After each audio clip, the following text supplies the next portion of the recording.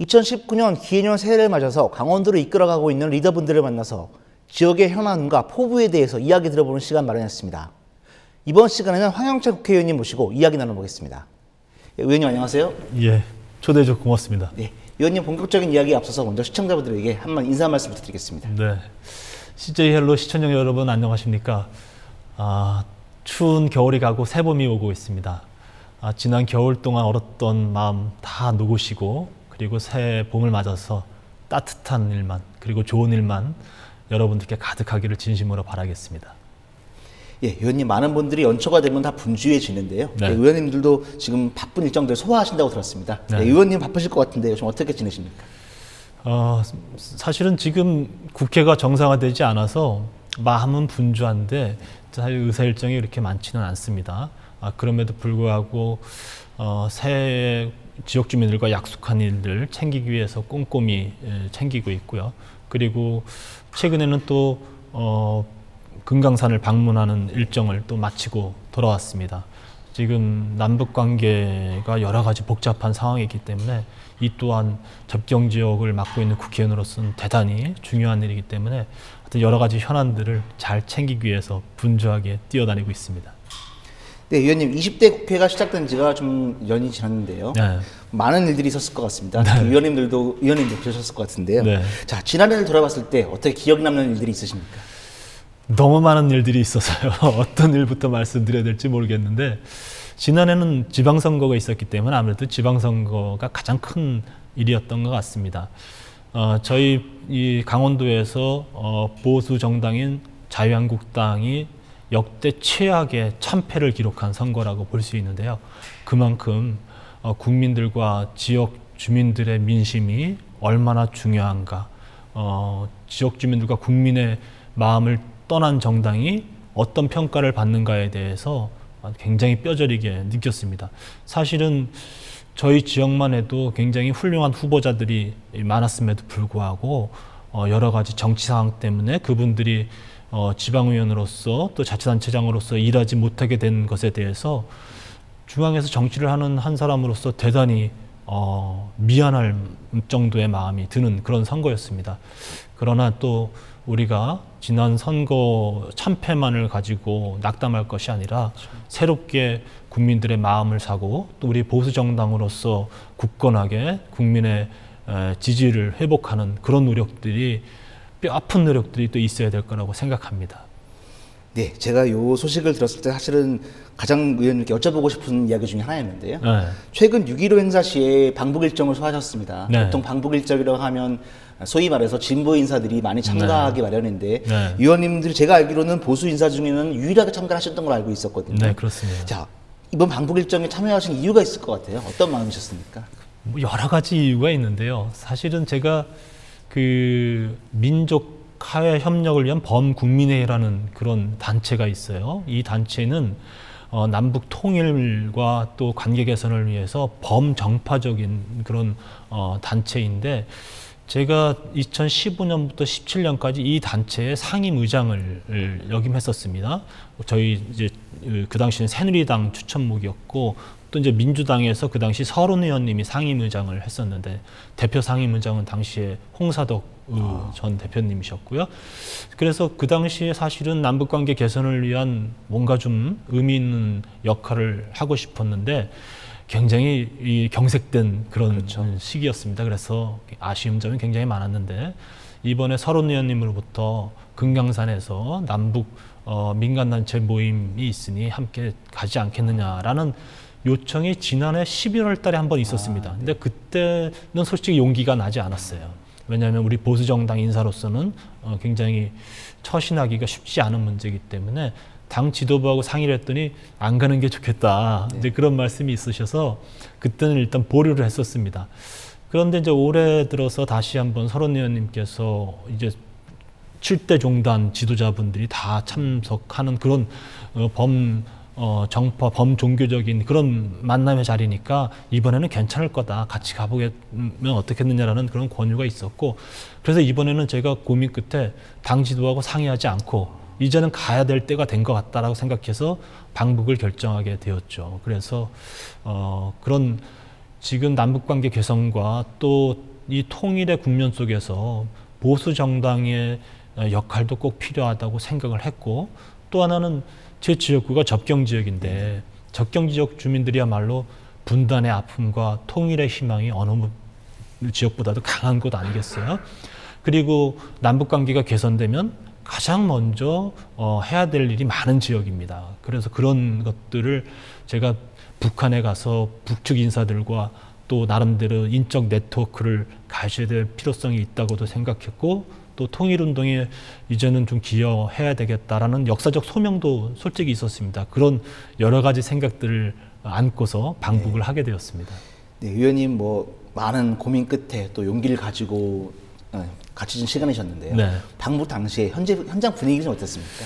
솔직히 출발할 때는 가면서도 왕따 되지 않을까 걱정을 했어요. 왜냐하면 같이 간 인사분들도 진보 진영 인사들이, 남측 인사들도 진보 진영 인사들이 대부분이었고, 그리고 또 북측 역시 우리 자유한국당에 대해서는 굉장히 이제 안 좋은 시각으로 보는 게 있잖아요. 그래서 혹시 가서 나만 외톨이 되는 것 아닌가라는 걱정을 했는데, 제가 그 방북하기 이전에 만난 진보 진영 인사들, 남측의 진보 진영 인사들도 저의 방북에 대해서 굉장히 높이 평가하고 용기 있는 결단이다라고 굉장히 저의 의지를 이렇게 좀 높이 평가해 주셨고, 방북을 해서 만난 북측 인사, 특히 이제 그쪽 민화협 대표이신 회장이신 이제 김영대 회장인데, 북측에서는 굉장히 고위직이신데 그분이 저를 보자마자 의로운 결단으로 방북을 해줘서 고맙다라는 그런 또 환영의 인사도 또 해주고, 굉장히 저의 방북이 이번 방북단 전체의 여러 가지 일정과 또 면면 중에서 가장 그 핵심적으로 이렇게 주제가 되는 상황이었고, 또 관심도 또 굉장히 높았습니다. 그래서 출발할 때 왕따 되지 않을까라는 우려는 깨끗하게 없어졌고, 그리고 또 저에게 그 만찬에서 대표로 또 건배사를 해달라는 요청이 있어서 제가 또 건배사에서 이런 남측 우리 분단의 아픔과 또 통일의 염원을 담고 있는 접경지역 국회의원, 또 자유한국당 국회의원이다 이렇게 인사를 했더니 많이 박수 쳐주시고 그리고 환영해주는 그런 분위기였습니다. 네, 뭐 의원님 말씀대로 이 남북 평화 문제에서 방법의 차이는 있겠지만 뭐 초당적인 협력이 당연히 필요할 텐데요. 네, 그렇습니다. 그런 의미에서 일당백의 의미를 가지고 있네요. 네, 네. 자, 좀 전에 드린 말씀이지만 이 보수 진영에서는 이 북한과의 교류에 대해서 약간 다른 시각들을 가지고 있는 부분이 없지 않은데요. 네. 자, 의원님께서는 이 부분에 대해서는 좀 어떻게 생각하십니까? 이제 뭐 흔히 제가 좀 그 변명을 하자면, 우리 보수 진영이 남북 관계 개선이라든지 이 남북 통일에 대해서 부정적인 입장을 갖고 있지는 않잖아요. 예. 다만 지금 이 남북 관계 개선의 속도, 또 북한 비핵화의 이 진심을 바라보는 입장의 차이가 지금 존재하기 때문에 그런 부분들에 대해서 걱정하시는 목소리를 우리 보수 정당인 자유한국당이 대변해야 된다라는 그런 또 입장에서 아무래도 민주당과는 좀 궤를 좀 달리하고 있다고 봐야 되겠죠. 그렇지만 저는 이제는 보수 정당에서도 이 남북 통일 문제에 대해서 좀 더 적극적인 의견 개진과 또 북측 인사와의 인적 네트워크를 형성해야만이 뭐 이제 진정으로 이 북한 비핵화가 구체적이고 실천적으로 이루어지고 한다면은 우리 보수 정당에서도 이 통일의 방향에 큰 역할을 담당해야 될 그런 정치 세력 아니겠어요? 그런 부분에 대해서는 이제는 좀 더 적극적으로 나서야 된다라고 생각하고, 우리의 진심이 북한을 무조건적으로 신뢰하지 않다거나 아니면 통일에 대해서 부정적인 입장을 갖는 정당이라거나 이런 형태로 더 씌워주는 것은 저는 굉장히 우리한테 안 좋다고 생각해요. 그래서 미래가 가는 방향에 대해서 우리도 한 몫을 분명히 담당해야 되고, 그것을 원하는 국민들의 목소리도 우리 자유한국당이 이제 담아내야 된다, 그런 생각을 가지고 있습니다. 네, 의원님 지역구 현안에 대한 이야기를 좀 드려보겠습니다. 네. 자, 의원님 지역구가 강원도에서 가장 큰 무려 5개의 군 지역이 합쳐져 있는 초대형 선거구인데요. 네. 또 초대형이라는 것도 있지만 모두 접경 지역이란 또 공통점이 있거든요. 네. 자, 이 군과 관련된 사항이 아무래도 많다 보니까 또 이런 걱정거리와 또 이 관련 지역들의 고질적인 문제들 좀 있을 것 같아요. 네. 어떤 부분들이 좀 현안과 문제라고 생각하십니까? 먼저 좀 분명히 얘기하자면 강원도에서 제일 큰 게 아니라 대한민국에서 제일 큰 선거구죠. 그렇죠. 그리고 우리 헌정사상 선거구 중에서 5개 군이 하나로 뭉쳐진 선거구가 이번에 처음 탄생했어요. 20대 국회의원 제 선거구와 염동열 의원님 지역구가 이제 5개 군 선거구인데, 면적도 중요하지만 면적이 넓은 것도 굉장히 힘든 부분의 하나지만 5개 군을 한 국회의원이 선거구로서 담당해야 된다는 건 굉장히 어려운 것 같아요. 그리고 저희 지역은 말씀하시다시피 접경 지역이고 또 대한민국 안보의 최첨병에 있는 지역 아니겠어요? 그러다 보니까 우리 지역 주민들은 늘 이 안보에 책임을 져야 된다는 책임의식과 또 우리 지역을 대한민국을 지키고 있는 군에 대해서 늘 우호적인 입장에서 함께 상생해야 된다는 입장으로 많은 부분을 참고 인내해 온 그런 지역이다라고 말씀드리고 싶어요. 그 중에 특히 군사 지역과 관련돼서 많은 규제들이 우리 지역의 발전을 발목 잡고 있어서 이것을 해소하는 문제가 대단히 중요한데, 이것을 해소하려면 천상 군 당국과 긴밀하게 협조하고 그분들에게 우리 지역의 입장을 잘 전달해 줄 필요가 있다고 생각해서, 제가 사실은 18대 19대 국회의원 때는 홍천하고 횡성이 지역구였기 때문에 우리 지역의 농민들을 대변하고 또 지방자치 문제를 잘 해결하기 위해서 농해수위와 또 행정안전위원회 위원으로 있다가 20대 국회의원이 되면서 지역구가 접경지역으로 바뀌면서 제가 이제 국방위원을 이제 제가 먼저 신청해서 국방위로 간 겁니다. 그래서 하여튼 우리 지역의 많은 현안들, 국방 현안과 관련돼서 의견 전달을 국방위 상임위원회에서도 강하게 전달하고 있고요. 특히 이번에 중요시 문제됐던 것이 군 장병들의 외출 외박과 관련된 위수지역 해제 문제는 우리 지역의 생존의 문제와 관련이 있어요. 그런데 이런 군사 지역이 아닌 지역의 국회의원들은 어쨌든 보편적으로 군 장병의 인권의 문제라든지 또 뭐 그런 얘기들을 아무래도 주로 많이 하시지 않겠어요? 그런데 제가 회의를 하면서도 야, 내가 이 국방위에 안 왔으면 저러한 사고에 균형 잡힌 의견을 제시하지 않았으면 어떻게 이 정책이 바뀌었을까라는 생각이 들어요. 그래서 저는 강력하게 우리 지역 같은 접경 지역의 이 외출 외박 외수 지역의 폐지 문제를 너무 지역 이기주의적인 생각으로 바라보고 해서는 안 된다. 우리 지역은 지금까지 대한민국 안보를 지키고 또 여러 가지 국방의 천병 지역으로서 상생해오고 그로 인해서 있었던 규제와 여러 가지 어려움, 고충들을 다 감내하면서 온 지역인데, 이러한 지역에 대해서 앞으로 어떤 이 변화가 있을지, 또 이로 인해서 지역의 생존의 문제가 어떻게 변화가 있을지에 대해서 고민하지 않고 정책을 결정해서는 안 된다라는 의견을 하여튼 뭐 회의 있을 때마다 강하게 얘기를 해서 이제 어느 정도는 이렇게 균형을 맞추는 역할을 했었습니다.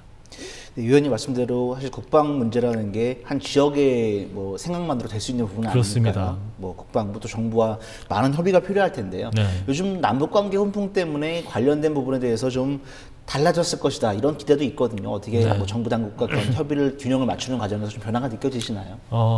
사실은 지금의 상황은 굉장히 혼돈의 상황이라고 말씀드릴 수 있어요. 왜냐하면 이제 남북 관계가 평화 무드로 가긴 했지만 이 무드가 지속적으로 갈 것이냐, 아니면 또 예전에도 몇 번의 남북 관계가 이런 평화 무드로 가다가 다시 경색돼서 원상태로 돌아가는 그런 상황들이 몇 번 있었기 때문에 이런 상황들에 대해서 지역 주민들이 아직까지는 많은 의구심을 가지고 있어요. 그러다 보니까 지역에서 이런 상황들에 대해서 어느 한쪽 방향이 딱 결정이 되면 그것에 맞춘 새로운 좀 아젠다도 만들고 그럴 텐데 그러지를 못하는 좀 어려움이 솔직히 있습니다. 그래서 이런 부분들이 어쨌거나 향후에 있을 이제 북미 회담이라든지 또 김정은 위원장의 뭐 방북 이에 이은 방남 이런 형태를 통해서 이제는 뭔가 좀 선명하게 갈 길이 정해져야 되지 않겠느냐. 그래야만이 우리 지역 주민들도 새로운 성장의 동력을 찾고, 그리고 또 어떤 식으로 우리 접경 지역을 발전시켜 나가야 되느냐에 대한 그런 또 연구도 이어질 수 있을 거라고 생각합니다. 네, 의원님 말씀대로 저희 접경 지역 주민들이 사실은 오랜 시간 동안 뭐 국방이라는 것 때문에 뭐 희생하는 희생을 강요 다녀 왔거든요. 네. 거기에 대한 좀 보상이라 그럴까요? 네. 접경 지역 주민들을 위한 어떤 대책이 네. 꼭 세워져야 될 것으로 보이네요. 많은 보상이 있겠어요. 사실은 지금까지 이 국가가 해온 것으로 봐서는 그렇게 뭐 큰 변화 있는 보상이 있을 거라고 생각하지는 않는데, 가장 큰 보상이 될 수 있는 것은 지금은 다른 지역 같은 경우는 발전의 방향이 동서남북으로 다 이렇게 있을 수 있죠. 도로도 역시 마찬가지로 동서남북으로 다 철도라든지 이런 것들이 연결되는 것이 뭐 다른 우리 대한민국의 다른 지역의 상황인데, 접경 지역은 북으로 가는 방향에 벽이 쳐져 있는 거예요. 이 벽이 부서진다고만 한다면 발전 동력의 한 방향이 새로 생기는 것이죠. 어떻게 보면은 한쪽을 막았던 숨통이 트이는 겁니다. 그렇게 트이게 되면 그런 트인 방향으로 새로운 신성장 동력도 찾아올 수가 있고, 그리고 어떻게 보면은 이런 남북 분단으로 인한 폐쇄적인 지역, 또 안보 지역, 이런 지역에서 평화 생명의 지역으로 발전해 나갈 수 있는 또 새로운 패러다임을 우리 지역은 만들어낼 수가 있다고 봐요. 그런 측면에서 뭐 국가가 뭘 해주기 전에 이러한 한반도의 새로운 평화의 방향이 잡히게 되면 우리 스스로 발전해 나갈 수 있는 이런 새로운 동력들을 찾아내고, 또 거기서 우리 지역 주민들이 자치단체 장이라든지 지역의 일꾼들과 함께 열심히 우리 스스로 좀 문제 해결을 해나가는 그런 것들이 필요하다고 생각합니다. 자, 의원님 뭐 이제는 지방자치에 대한 말씀 좀 드려볼게요. 네. 의원님 지방자치를 위해서 되게 오랫동안 또 활동해 오신 것으로 알고 있는데요. 네. 국회에서도 지방자치 발전 연구회 위원으로 활동을 하셨습니다. 네. 뿐만 아니라 오랫동안 지방 정치, 지방자치 해오셨는데요. 네. 자, 지방분권 실현을 위해서 이제 필요한 것은 좀 무엇이라고 생각하시는지 한 말씀 듣고 싶습니다. 네, 제가 기초의원과 또 광역의원을 거쳐서 국회의원이 되었기 때문에 제 스스로를 풀뿌리 민주주의 정치인이라고 얘기를 합니다. 이렇게 지방자치가 성숙돼 가면서 지방에 대한 목소리는 많이 커졌는데 제도적으로는 아직 큰 변화가 없었다고 보고 있어요. 그래서 이런 목소리를 중단 없이 내야 된다고 생각해서 국회에서 제가 이제 시도지사와 또 지방자치에 대해서 많은 관심이 있는 국회의원 모임인 지방자치위원회라는 거였는데, 제가 국회의원 대표로서 이제 그 역할을 해왔었는데요. 어쨌든 지금까지 뭐 헌법 체계라든지 많은 부분에서 명시적으로는 지방자치 발전에 대한 그런 명시가 되어 있습니다만, 구체적으로 실현되는 부분에서는 대단히 미약하다고 보고 있어요. 저는 지방자치가 실현이 명확히 되려고 하면 일단 개헌 문제서부터 좀 다뤄야 된다고 보고 있어요. 이 개헌의 과정 속에서 지금은 헌법 제123조 2항에 국가가 지역 경제 발전에 책임을 져야 된다라는 그런 문구가 있습니다만 대단히 미약해요. 네. 그래서 지방자치와 관련된 뭔가 강력한 메시지가 새로운 헌법에 좀 담겨야 된다고 생각을 해서 지난 개헌 논의 과정 중에 이 부분에 대해서 굉장히 목소리를 높였는데 아쉽게 개헌이 되지 않아서 그런 목적대로 이루지 못한 아쉬움이 좀 있고요. 또 하나는 현재 가장 중요한 지역 발전의 모티브가 될 수 있는 SOC와 관련된 부분인데, SOC와 관련된 이 지역의 건설 인프라라든지 이런 부분들에 대해서 어쨌든 이 발목을 잡고 있는 이 타당성의 문제, 타당성 문제에 대해서 우리가 지금까지는 큰 500억 이상의 사업을 할 때는 이 타당성 검토에서 일정한 기준 이상을 넘어야 되는데, 이 기준을 지방은 좀 낮추는 것을 좀 더 검토해야 된다고 생각하고, 또 하나는 세제를 좀 바꾸는 노력이 필요하다고 보고 있어요. 세제를 바꾸는 데 있어서 어쨌든 이런 그 도시 지역과 지방에 있어서의 차별 없이 지방의 좀 자주권을 좀 더 높일 수 있는 그런 세제의 변화도 함께 좀 가져왔으면 좋겠다. 이런 여러 가지 지금 문제들이 많은데 뭐 한 가지씩 좀 해결이 됐으면 좋겠다는 바람을 가지고 있습니다. 네, 의원님 차기 총선 불출마를 선언하셨습니다. 네. 이렇게 되면은 지금 남은 임기가 지난 네. 20년 동안의 국회의원 생활의 이제 정리 기간이라고 볼 수 있겠는데요. 네. 자, 지난 20년 동안의 국회의원 시간 돌아보신다면 어떻게 마음이 드십니까? 본인한테 몇 점 정도나 주고 싶으십니까? 제가 1991년도에 그때 제 나이가 만 25살이었어요. 그때 이제 홍천 군의원으로 시작해서 도의원도 하고 그리고 10년의 국회의원, 지금으로 이제 11년의 이제 국회의원을 하고 있는데 대단히 뭐 아쉽습니다. 지금 제가 불출마를 선언하게 된 경위라든지 이런 거는 언론을 통해서 국민들이 아시겠습니다만 사실은 뭐 제가 법을 엄격하게 지키지 못한 부분에 대한 그런 책임도 좀 있어야 된다고 생각을 했고 또 한 부분은 이제 제가 한 30년 가까이 이 선출직으로서의 길을 걸어왔는데 이제는 제 자신을 좀 비워놓고 새로운 또 길을 한번 가야 되겠다라는 생각도 함께 좀 하면서 불출마를 선언을 하게 된 겁니다. 어쨌든 불출마 선언을 하니까 한편으로는 굉장히 아쉽기도 하고 한편으로는 비워놓고 나니까 좀 마음은 좀 편해지는 것도 있긴 합니다만 어쨌든 저를 지금까지 선택해 주시고 저에게 믿음과 사랑을 보내주신 주민들한테 제가 국회의원으로서 있는 동안은 최선을 다해서 그분들에게 보답하는 그런 마음으로 일을 해야 된다라고 생각을 하고 있어요. 그래서 이제 대법원 최종심을 남겨두고 있는데 최종심이 결정이 날 때까지가 어찌 보면 제가 이제 이 국회의원으로서 배지를 이 가슴에 달고 일을 할 때라고 생각하는데 무언가 이렇게 그 마음을 정리하고 그리고 마지막이다 싶은 마음으로 있다 보니까 더 이게 애절한 거예요. 더 애절하고 절실하게 이분들에게 떠나는 황영철 국회의원이 정말 끝까지 자기들과 지역을 위해서 그리고 국가를 위해서 최선을 다하고 떠났다. 참 좋은 국회의원을 잃게 돼서 아쉽다라는 생각이 들게 하고 싶어요. 그래서 그런 각오로 마지막까지 마음은 많이 쓰리고 또 상처도 많이 받았지만 그런 것보다는 지역 주민들에게 더 당당하고 담대한 모습으로 이 국회의원직을 마감하려고 그렇게 생각하고 있습니다.